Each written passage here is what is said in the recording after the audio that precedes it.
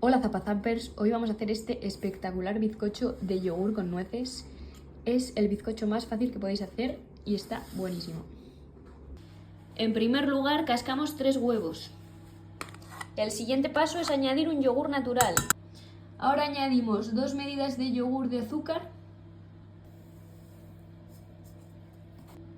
una medida de yogur de aceite de girasol,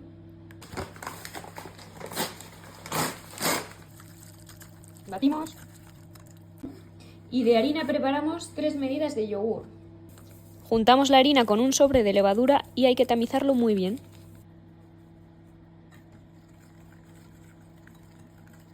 Y teníamos preparada la ralladura de medio limón, así que lo añadimos a la mezcla. Le pasamos la batidora a nuestra mezcla para que se quede sin grumos. Añadimos la masa al molde con la ayuda de una lengua. Lo metemos al horno durante 35 minutos a 175 grados, 180, depende del horno. Ya han pasado los 35 minutos y tenemos el bizcocho hecho, mirad qué pintaza. Solo nos falta que se enfríe un poco, lo desmoldaremos y añadiremos chocolate de cobertura por encima. Ahora le damos la vuelta, aunque por este lado también queda muy bonito.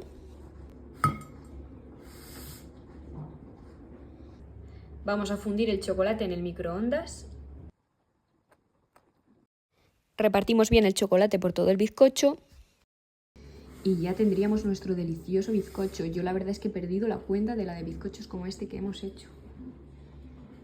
Ahora cortaremos un trozo para ver qué tal nos ha quedado. Parece que muy esponjoso. Así que nada, si os ha gustado, un like y hasta el próximo vídeo.